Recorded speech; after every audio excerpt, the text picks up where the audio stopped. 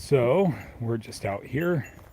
Got done getting these guys some fresh water and got the ice out of their buckets and reloaded feeders, except for this one here. Good morning, Winona. Sharon's got a little grass stuck on her face, don't you, girl? She's been acting kind of wily. I think she's going into her next estrus cycle. Sharon, you need help? Come here, girl. Yeah, we'll get. There you go.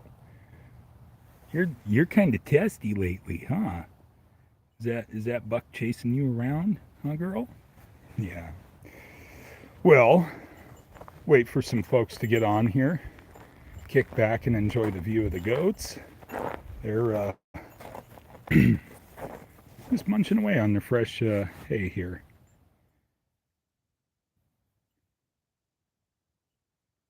They're doing pretty good. They're having their breakfast, aren't you, Peanut? He's put on some weight since we've had him out here on the farm. And once the girls kind of kicked out of their first estrus cycle, he's been eating pretty good. Yep, get beefed up, buddy. Should be middle of next month he goes back. So he'll be going back, Mr. Leasebuck. Actually, he'll probably go to another farm. But we want him to leave in better shape than he came. So this is kind of a different climate for him because he's down a little bit lower elevation. There you go, Pep. You gonna get the prime cuts, buddy? Yeah, silly boy. Ozzy just shoves his whole head through the fence, tries to get the back side of the feeder. Arabelle. So you can tell it's not as cold because these guys normally their cheeks really fluff up quite a bit, and when they're not nearly as fluffy, if they don't look like they got stung by a bee, they're pretty good. So yesterday was great. I had a lot of people on the live yesterday. It was a lot of fun. I put our link up over on our Facebook, so hopefully some of the people from Facebook pop in, say hello. There's really good community over there.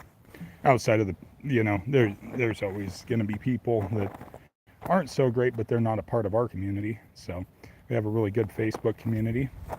Go over here and check on the chickens. We got 10 eggs in the incubator. They're in day 3 now.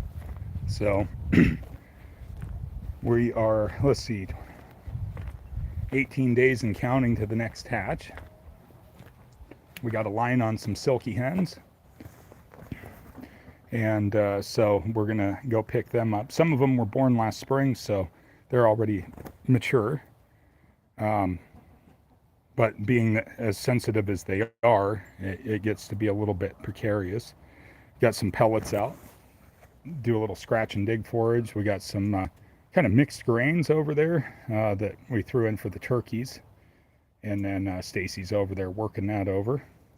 So these guys are doing really good. Nice and warm. You can see that buff. Oh yeah, we eat the eggs. We eat all the eggs. How you doing this morning? The Nexus database. Thanks for joining. Yeah, we eat eggs and we hatch them. So that's one of our things that we do here on the farm. Don't forget to hit that thumbs up if you're watching right now. Really appreciate the help and support. Yeah, so we're getting to that point of self-sufficiency where we just got a little bit more to do gardening-wise. Well, that depends on breed of chicken. So if you're looking at your different breeds, like over there, Stacy's a copper Moran, black copper Moran. That's the rooster that's behind the barred rock. The barred rock, those chickens will lay brown eggs with speckles. That's just the breed of chicken, really. White leghorns are the ones you get in the store, and those ones are prolific layers. They'll lay multiple eggs. Honestly, brown versus white, really, that's a matter of personal opinion. Depending on what you feed the chickens is going to change the nutritional value. So, with our barnyard flock here, they haven't been let out to completely free range. They get a lot of forage out on our property, so they'll eat bugs during the spring and summer and fall. Even when we have little gnat hatches in the winter, when it gets warm enough, they'll be out there actively feeding. And then, they get their supplements, they get their layer pellets, and they get scratch grains, and we feed them, you can see some remnant pumpkin there, all kinds of stuff. The store-bought ones, we do notice a big difference in richness. And a lot of that, there again, has to do with the feeding supplements. The store-bought ones are very runny when you crack them. And that's just because those eggs are put out there for industrial food production, which, we have to have. I'm not going to sit here and have a bash session on, why we need to feed so many people, but we need to feed people, and eggs are a central staple source of, a lot of different cooking, whether you're, just eating the egg itself in whatever form you want to cook it, or if you want to, eat the egg in respect to using it in baking or cooking dishes. They're pretty good. ECT Clips, how you doing? Thanks for stopping in. Don't forget, folks, if you're watching this right now, hit that thumbs up. You can double tap the screen, and it helps us out on our channel. Thank you so much. I appreciate it. We'll get back around to you because I'm mobile right now. The live app doesn't really give me that option. But if the folks that are in here watching can double tap the screen and give that thumbs up, I really appreciate it. So Nexus, this is what I would suggest. Depending on where you're at, go take a look around some of the local farm stands that you might have in your area.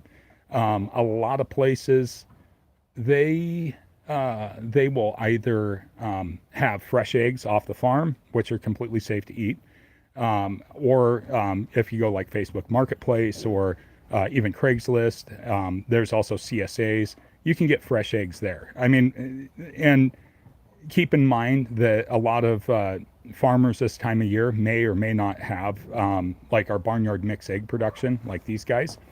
So, these guys here, there must be a raven flying over because they're huddled up like they see something. My LGD's going nuts too, so probably running a bird off. But fresh eggs, the way to go. Vera, how you doing? Thanks for stopping in. Really appreciate it. There again, people, don't forget to double tap that screen, leave a thumbs up. Oh yeah, we got lots of animals. I'm just talking about the chickens now because we're in full swing of our hatching season here in the winter. These are our other animals. So Mr. Peanuts up there, that's he's a lease buck. So we are breeding him with our other goats. So he's a Nigerian dwarf. He's ADGA registered, which is American Dairy Goat Association.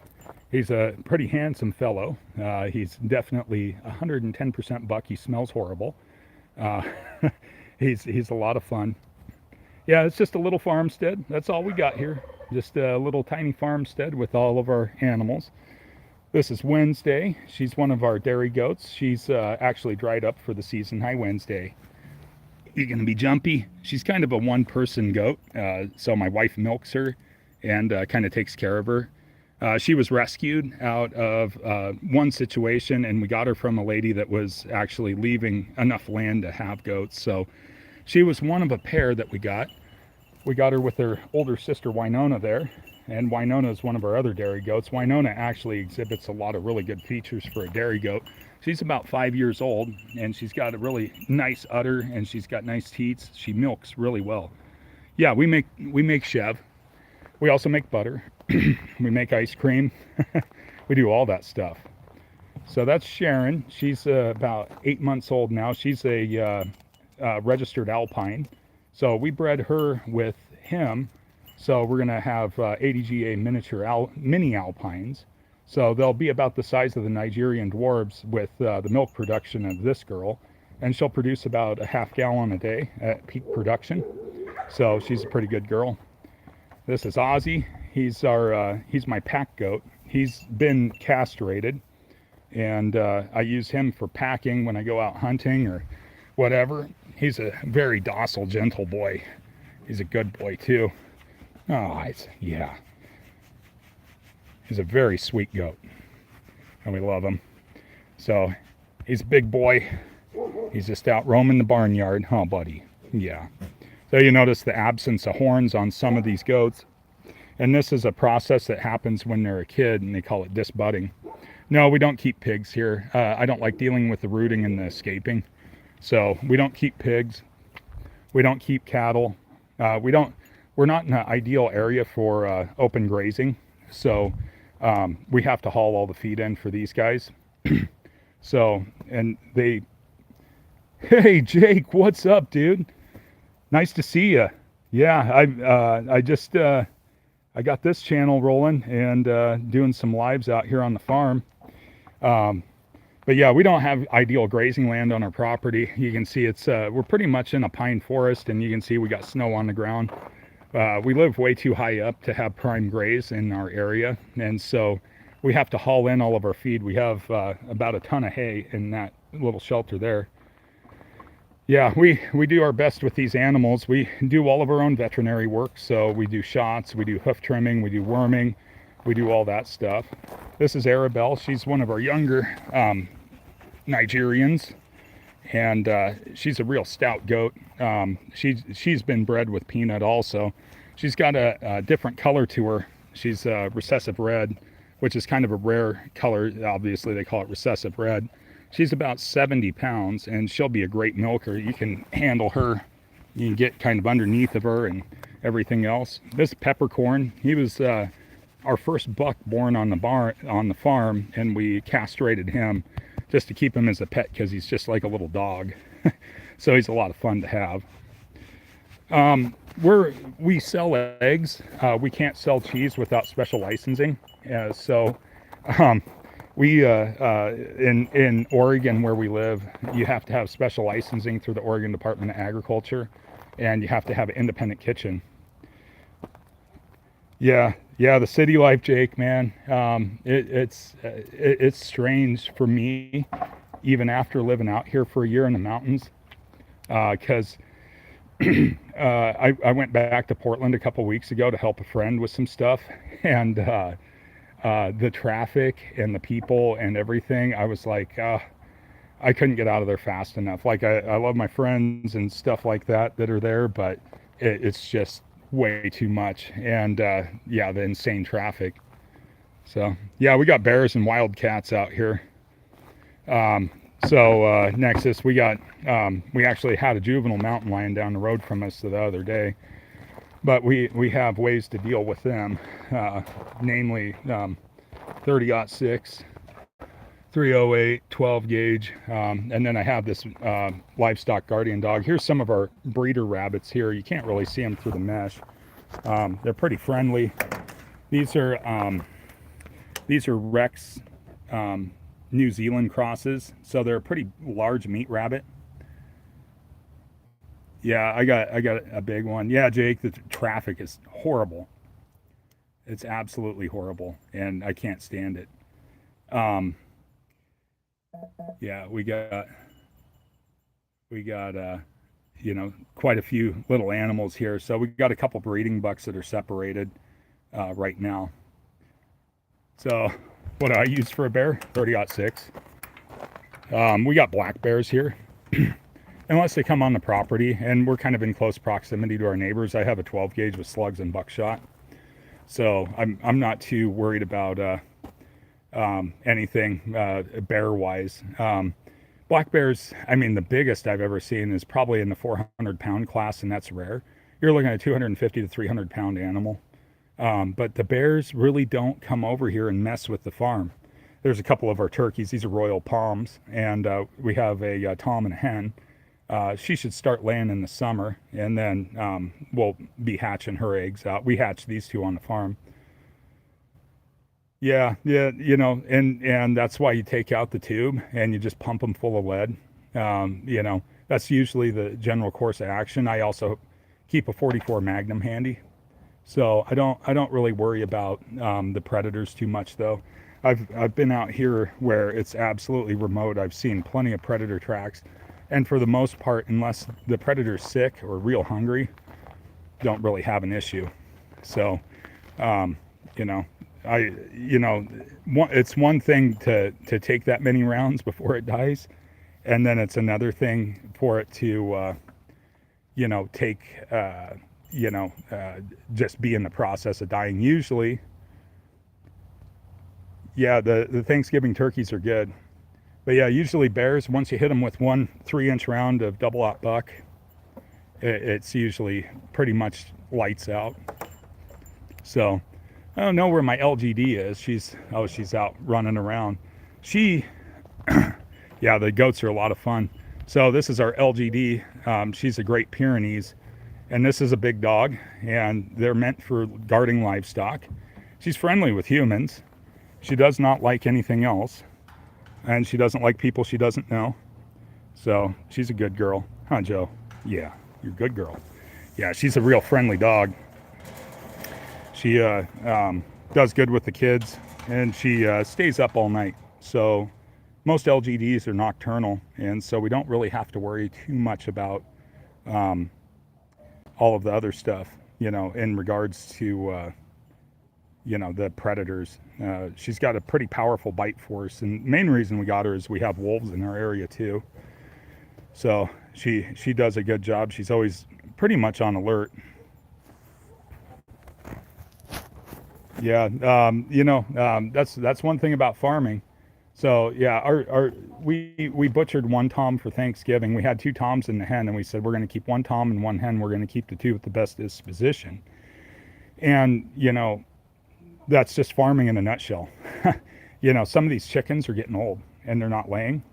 And when you have feed that you have to buy, and you're trying to be self-sustaining, one of the things with that is you have to make that choice, or they're starting to age out and they're going to die of a disease or old age or spread disease. And so you have to be prepared to do that. Like that little white Brahmin right there eating out of the feeder, she's coming into her egg laying prime. She's still laying eggs. We have that those two over there, they're in their egg laying prime. Stacy, he's fine. He's a jerk, but he's fine. We're not going to get rid of him. I got Foghorn over there. He's a younger rooster than Stacy, but for the amount of chickens we have 21 right now. Jake, yeah, so we have Paulina and East. Paulina's probably better for your boat. And then I would not say Wickiup because of all the stumps, but Crane Prairie. And we have Big Cultus Lake, and we got Odell Lake. And then, of course, up north, we got Lake Billy Chinook, but that's about an hour and a half from me. Lake Billy Chinook is banging out kokanee and bull trout right now. It's off the charts. I haven't even made it up there. So, but yeah, we got some big lakes. I would say Paulina would be a great one for your boat. A lot of big browns in there, and good stuff. Oh, I drink coffee before I come out here. When I'm out here on the farm, I usually try to drink coffee and do all that stuff. Hey, if you guys are watching, make sure to double tap the screen, give a thumbs up there. Really appreciate it. We're small. We're still trying to grow. We've been busy over on the Facebook trying to grow that, and now we're shifting back over to YouTube. It's been treating us a lot better lately. So no, I don't bring my coffee out here. I'd have goats in my lap trying to drink it, and that's the last thing these guys need, huh, Pep? They're already pretty wily. I try to live stream on the weekends. Weekdays, I got to get going to work too early. I work about 45 minutes from where I live, so, and depending on the road conditions, I got to leave fairly early in the morning to get to work on time, and so I don't get a chance to live stream throughout the week. And I always like to live stream the animals because we're farmers, and these guys, everybody loves to see the farm. Everybody loves to see these guys. If you would have seen them 4 or 5 months ago, they were tiny. Now he's a beast. He's about 150 pounds now. He should top out at 220. So he's going to be a big, healthy goat. He'll be like his dad. His dad is huge. He just comes walking up all docile to us when we went and picked him and Sharon out, and worked out good. So yeah, Jake, there's lots of good lakes over here. Unfortunately, a lot of the roads are closed for winter closure, like Cascade Lakes Highway, where you could get easy access, and some of them have about 16, 17 inches on the road, and they don't plow it for winter. Yeah.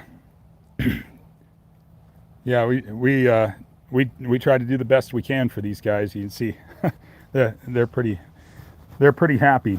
I'm getting hooved at. Oh boy, good boy. Yeah, yeah. We really do try to take good care of our animals. Like I said, I think I was telling you that we were doing our own veterinary work. So, um, for this amount of goats, it would cost a fortune for us to take them to a vet, and it'd be a lot of work. Not that they wouldn't not want to go, but when we have to do vaccinations and do all that kind of stuff, see, he's wanting to jump up on me. He thinks I got treats. Yeah, that'd be great, Jake. I was gonna talk to you about Upper Columbia sturgeon retention. Yeah, you know, uh, I saw you got Earl out to go after some sturgeon too. Um, but yeah, I'd love to get back out with you. Like I said, we have some epic lake fishing up here, and even at that, the bass fishing up at Crane Prairie is off the charts. It's just absolutely nuts. Once you figure it out, they're not everywhere, but they're out there, and the bass, the largemouth bass are huge. They're great. The bluegill up there are giant, and then I was up there throwing rooster tails this last summer. I was catching the bullhead catfish. Yeah, I'm gonna keep working on this one, Nexus. That's one of the things is I'm trying to really work on the channel. I started it in August. I got another channel that's where Jake knows me from. So Jake, he has his channel Hitch by Hitch, and if you're in the live chat, go ahead and swing over to Jake's channel and give him a sub. He's epic offshore fisherman. He's a great fisherman, and my biggest channel that I've made has been my fishing content, and that's one of those things that it's near and dear to my heart. And then I end up moving out into the mountains 5 hours away from the ocean and starting a farm instead. But we still have really good options. Yeah, Nexus, the whole monetization thing, you know, I was getting subs, and then they were getting pulled by, YouTube, and I bounced back and forth, got up to that 100 sub mark, and then we actually got monetized over on Facebook. And so I shifted direction and focus from YouTube and Instagram over to Facebook, just because it was one of those things that, I really wanted to, do. And it has paid for about a bag and a half of feed over the last couple months. So we're still growing over there, but it's really slowed down. I think Meta slammed the lid on us for a little bit. So, I wish I could get as many subs here that I did, got followers over there, and the amount of time that I did. But, there again, the way that Google's got, YouTube kind of pinned down, it makes it difficult. So I'm hoping by doing these lives, we'll be able to get some stuff going. Yeah, Jake, summertime is the time to come over. May. So they'll open up Paulina Lake Road in May, usually about mid-May. We haven't had a lot of snow, as you can see. So I think Deschutes County will probably open up the road a little bit earlier. Take care, Nexus. Thanks for stopping in. Thanks for the sub. I'm going to go look up your channel after this live stream and sub you back. So, but they'll be opening up that road. And once they do, they usually get the dock in over at there's 2 boat launches up at Paulina.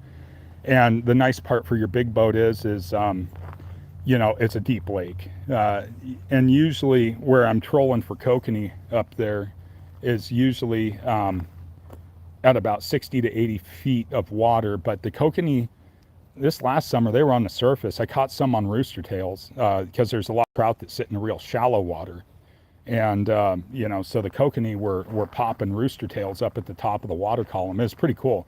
You'd huck out the rooster tail instead of buzz bomb or even a laser minnow, and they were just a whack, and they were hitting it. And then, like I said, up there at Crane Prairie, it was soft plastic game up there, which is nice because soft plastics are cheap, and drop shotting and using Neds and stuff like that. Early season, the Neds work really good, and then those big, like 9-inch Storm glide baits have been working good too. They're the rainbow trout ones, and those bass are big enough to engulf that entire thing. So, yeah, good boy. Yeah, I'm just getting followed around. So yeah, no, we're just out here farming away. Not really doing a lot of cleanup. A lot of this is frozen to the ground. The ground's frozen absolutely solid. Normally dust would puff up from that, and it's all this old volcanic sand. So we're waiting for one of the local tree companies to bring us a truckload of chips. We're gonna, I think we could probably offload all of their springtime chips on our property, for all of their jobs. And so, hey, Ted, what's going on? Man, you guys are all finding me over here. I'm just out on the farm here, out in the mountains, enjoying my goats. Just checking on them. Just got done feeding them. Out here making sure that everybody's doing good, making sure that buck's doing his work. Yeah, we're just out here doing our thing. We're doing our thing and farming and all that stuff. I was just talking to Jake about how epic the fishing is up here in the mountains. Jake's familiar with it, but for the elevation we live at, Ted, we actually have some really good largemouth bass fishing, and so we do quite a bit of largemouth fishing. We got a reservoir that they were illegally introduced into, and they've proliferated, and it had a specific strain of rainbow trout in there. And the bass have been decimating them, and along with the bluegill too. The bluegill are huge. We get like Alaskan level bug hatches up here, and so you'll go out there on the reservoir and you'll be covered in mayflies. So the bluegill eat them, the bass eat those, and then the bass get big enough that they start eating the trout and the kokanee, and so it's a lot of fun. You throw giant glide baits at the grass edges, and these monster largies come out. Of course, top water works pretty good too, and soft plastics. So I'm getting into fishing too much. It's kind of a lot of stuff's closed up in my area right now because of road closures or spawning habitat closures, that kind of stuff. So I'm itching to get out fishing. I got one little river over here that I go fly fish when I want to do a little river fishing that's close to home. And it gets stocked with trout, and it's got a deadline that you can't fish below because it dumps into the Deschutes River. But it has these giant, triploid, oversized and broodstock trout. A lot of fun on the fly rod. Don't you step on that. So yeah, this is kind of my newest venture here is farming. It's something we always wanted to do. So we get milk out of these guys, and we make cheese and butter and all that kind of stuff. And then we got meat rabbits over there, and we got chickens that lay eggs, and we eat chicken and we eat the eggs and all that kind of stuff. But yeah, we've kind of built this farm up over the year that we've lived over here, and it's been a lot of fun. We've been really having a good time with it. Just building it out and doing all that kind of stuff. I finally got myself a giant 1,200 square foot shop to work in. It's got a wood stove in there. We don't have any shortage of wood around here. As you see, we got plenty of trees, and we're usually taking out 1 or 2 a year. Of the big ones, we've been cleaning up a lot of little ones. We got a wood borer infestation that's kind of moved through the area, and so it'll get in the top of the trees and kill them, and those turn into firewood. So it's one of many farm chores we have. And then, of course, wildfire mitigation. We get some pretty wicked wildfires over in this area from time to time.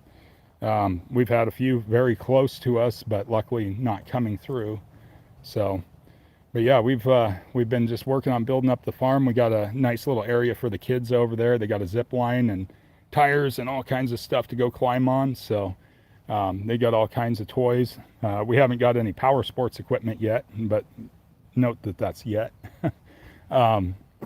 Last winter we had a lot more snow, and it was really tempting for this winter to look at a snowmobile or a couple snowmobiles, because we have tons of trails. We're less than a half mile from national forest land where we can go, basically ride or do whatever we want. And then there's over that direction, you're not going to see it through the trees. I'd have to drive out and go to a different spot. But we got the Paulina Mountains over there, and there's a bunch of snowmobile trails up there. It goes all the way up to the top of the peak up there. It's still an active volcano. It's got a really cool hot spring. Matter of fact, Jake, if you come over, I'll have to take you over there to the hot spring, because it just bubbles right out of the ground on the side of the lake. You may have seen it before, but we'll take kayaks up there. I'll take the drift boat, and we haul friends over there and take chairs and set up a picnic, and the kids play in the lake there, because the lake water right where the hot springs dump out, it's about, I'd say it's somewhere in the neighborhood of about 130 degrees when it bubbles out. And then the lake water right next to it gets up to about 85, 90. So it's like a heated swimming pool with algae. But the kids don't care. They just go up there and they swim around, do all that stuff. But I think you'd get a kick out of it, Jake, if you've never been up there. It's a beautiful area, especially Paulina Peak, East Lake, all that stuff. I don't think I'd recommend taking your boat in East Lake. There's a big weed bed all the way around the edge. It is foul your prop, because I've taken a drift boat up there, and it's like picking salad out of the prop when you're done. Almost need, it'd probably be better to just use an electric motor up there, in all honesty, just because you don't have the 3 blades on the prop. You only got the 2. But like I said, Crane's a good one. Big Cultus Lake, that's where all the people go up and water ski and do all that, but it's got the big lake trout in it. Odell Lake has huge lake trout. And that's a pretty deep lake too. So, and then there's there's other Cascade lakes too that have quite a bit of good stuff. So, the Deschutes River up here is fairly small, and it has no real rapids to it. I mean, there's like Pringle Falls and then the Wickiup Spillway, but it's really a drift boat game on that river, unless you're in a kayak or a canoe, and that's about all there is to it. So, but yeah, lots of great fishing opportunities up here, for being inland. So, pretty cool stuff. So, well, I usually try to keep these lives kind of short. I'd say it's about 28 degrees out here, so it warmed up about 12 degrees from yesterday. It was about 14 when I came out yesterday. Couldn't feel my fingers. It gets cold up here. But I think I'm going to go ahead and wrap up this live. But you guys, I appreciate everybody stopping in and watching and chatting and everything else. Jake, Ted, I'm really happy you guys found me over here. And, always look forward to seeing you guys. So anyways, hope you guys have a good day. We'll talk to you later.